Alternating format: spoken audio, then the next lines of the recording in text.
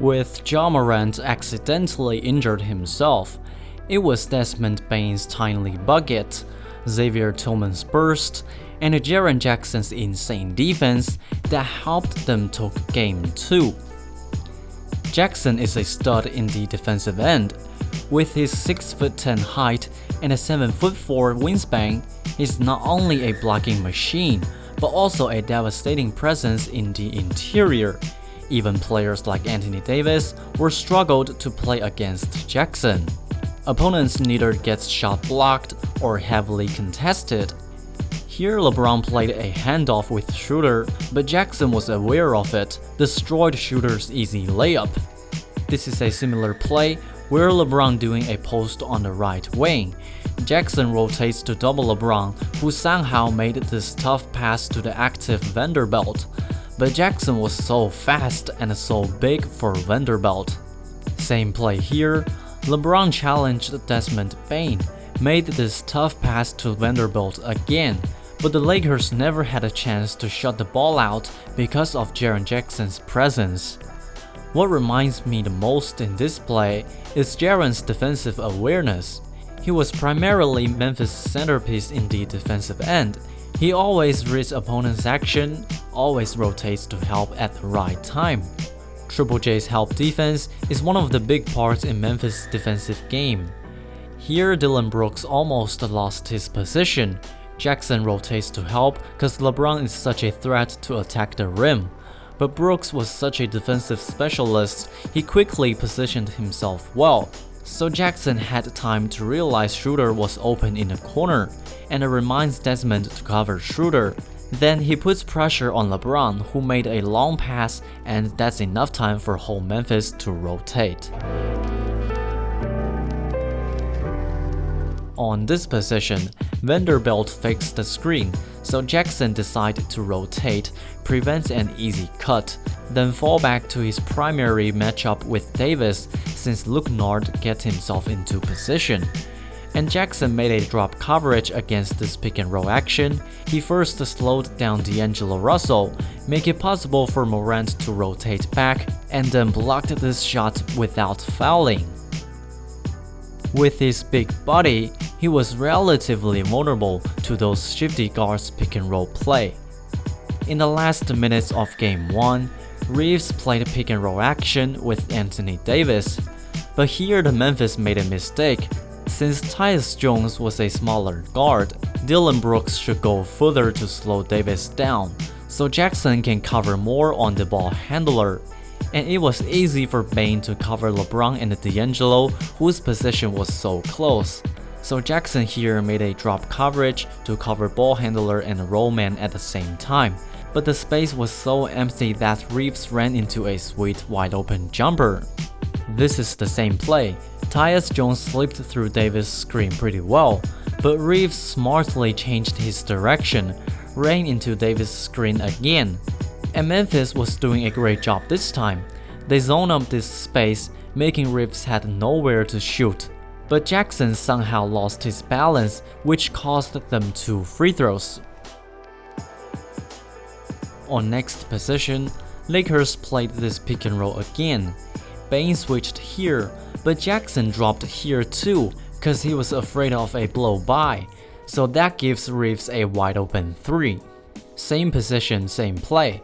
This time Memphis had doing everything well, Brooks ready to help without giving up LeBron. Jackson going drop coverage and controlled the rhythm well. Jones hatched through screen pretty quick, but Jones then decided to guard Davis, and Reeves was free.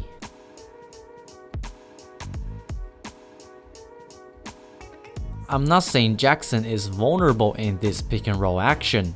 He was still a reliable guy to guard those pick and roll, but he is relatively vulnerable to deal with these situations comparing to his defensive awareness, rim protection, and defensive versatility. His good hand-eye coordination, shiftiness makes him to be able to guard multiple positions. Here Jackson walks up to help on Tillman, and he rotates back to Hachimura as the ball goes there. He was quick enough to follow the smaller Hachimura and make this shot more difficult. Besides his brilliant defensive talent, he's also all around in the offensive end. Although standing at 6'10", Jaren Jackson can do those dribble penetration and finish it even with the wrong foot. He can also finish it with the left hand. He's also flexible enough to dribble through traffic. Here Jackson sets a screen, forced a smaller Vanderbilt switched on him, then used a nasty spin move to finish it. Low post spin move is one of Jaren's offensive bag. On this position, Jaren challenged LeBron, then spins the body before AD rotates to double him. Triple J loves to do a left spin move. Here, Jackson took advantage of being higher than LeBron. He spins the body, makes a hook shot to avoid Davis inside the paint. If the opponent zoned up their defense inside the paint, Jackson can still find a way to put the ball in. Here, Jackson got stuck into traffic again. 5 Lakers was spotting on him, which leaves open space for Aldama to cut, and that's a beautiful assist by Jaren. But we have to mention that Jaren isn't a good passer. One of the reasons is when Jaren attacks to the rim, his head was going down, which limits his court vision. When the space is empty, Jaren is capable of making this easy pass. But overall, playmaking is not Jaren's game, who averaged 1 assist per game.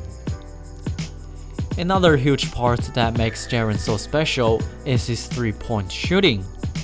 Unlike players like Brook Lopez, Jackson can not only make spot-up 3, but also semi-transition 3-pointers. And his quick release shooting form makes him able to shoot 3s in pick-and-roll action. That makes him harder to guard in those pick-and-roll plays where he can either rolls to the rim or swings out to shot 3-pointers. Besides his 35% 3-point ball shooting and a considerable 3-point ball volume, Jackson is also reliable in free throw shooting, which near 80% of his free throw will be mixed in. But he is not good in drawing fouls, which limits his scoring game. This season, Jaren only averaged 5 free throw attempts in a game. His lack of drawing fouls is one of the reasons why he can't be a per 25-point scorer. So if we take a look at all the abilities that Jaren Jackson had, like his all-around offensive game and a tier 1 defensive play, we'll think of one name: Anthony Davis. Both of them are great defender, both of them can shoot the ball well, both of them can do low post or dribble penetrate. Although Jackson is not a high volume scorer like Prime Davis, he is still one of the potential superstars in the NBA.